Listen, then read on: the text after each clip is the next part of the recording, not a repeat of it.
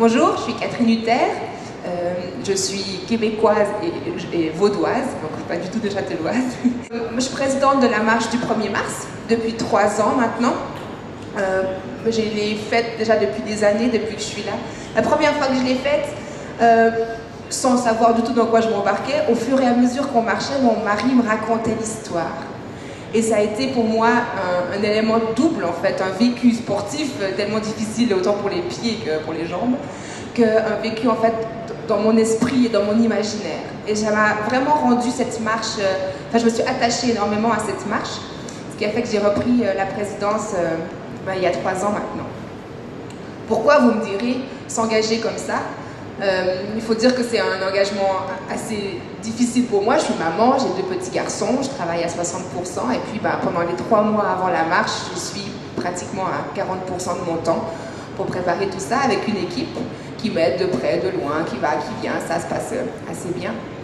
Donc pour moi, c'était important de pouvoir en fait être un élément vecteur dans une manifestation qui est une commémoration, qui est d'abord un événement sportif, ça c'est sûr, c'est aussi ce qui attire beaucoup de gens, mais c'est aussi une commémoration.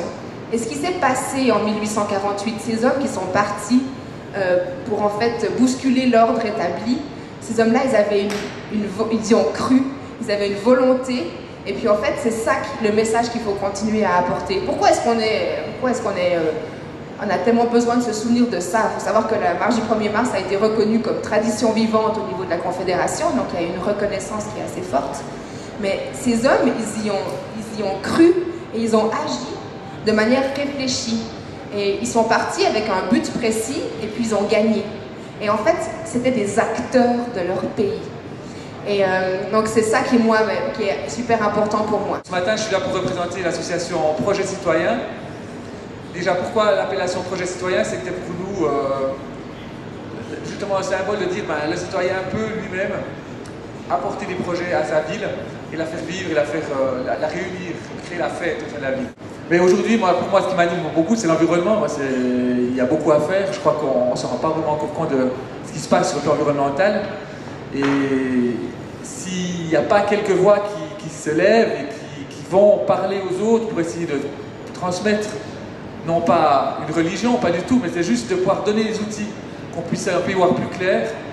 Je sais pas où on irait. Je crois que c'est important que ceux qui ont cette petite flamme-là, les esprits éveillés, qui se lèvent et qui parlent, qui prennent la parole. Je crois que c'est très important.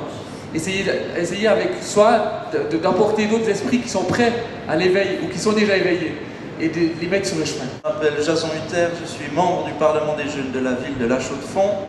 Pour rebondir sur... il a parlé d'engagement tout à l'heure, pourquoi moi je me suis engagé là-dedans, c'est un peu pour tout ça aussi. Au début, quand je suis rentré dans la première association, la Street, c'était parce que j'avais des copains qui étaient là, et je me suis dit, ah ouais, ils font des choses, c'est intéressant.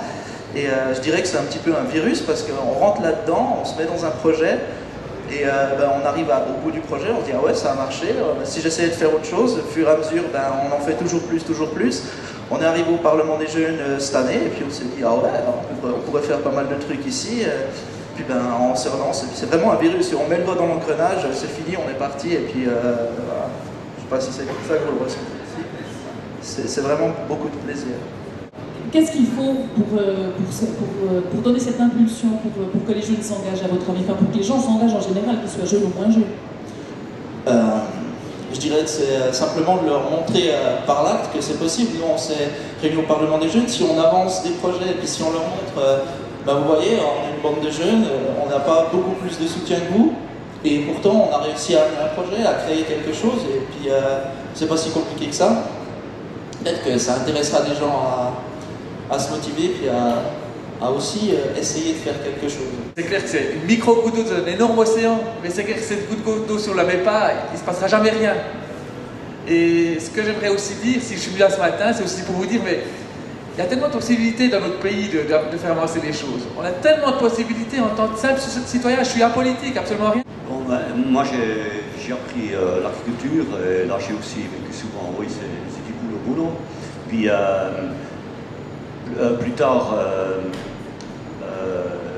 j'ai aussi vu les jardins familiaux dans les villes traditionnelles Chacun a son propre jardin et il travaille pour soi-même. Alors la première fois, alors, j'étais à Lille, au nord de la France. C'est là où ont vraiment commencé en France les jardins communautaires. Il y avait une fête qui était organisée par les jardiniers de la ville. Puis on visitait plusieurs jardins communautaires. Pour moi, c'était le déclic. Bon, moi-même, j'ai des idées écologiques, sociales et tout ça, comme vous. J'aime pas tellement de parler ou de faire de la publicité. Et puis, pour moi, le jardin communautaire, c'est un autre moyen parce que c'est pas un événement, c'est plutôt une institution permanente. Les jardins communautaires, ils ont souvent des heures d'ouverture. Alors les gens, ils sont autonomes, ils arrivent là et ils peuvent autonomement s'activer. Et ça veut dire, pendant cette activité, les gens ils découvrent eux-mêmes tout ce qu'on veut dire sur l'écologie, le social. Et c'est au fond un champ d'expérimentation. Les gens ils découvrent, ça commence déjà, qui touche la terre, ça se passe déjà quelque chose. Engagez-vous, vous vous sentirez vivant. Il n'y a rien tel de sentir vivant. Il n'y a rien tel pour sentir vivant. Engagez-vous. Si vous avez une idée dans votre tête, même si ça semble quelque chose de très difficile à mettre en place, allez-y, croyez-y à fond. La foi est très importante, il faut croire à ce qu'on fait.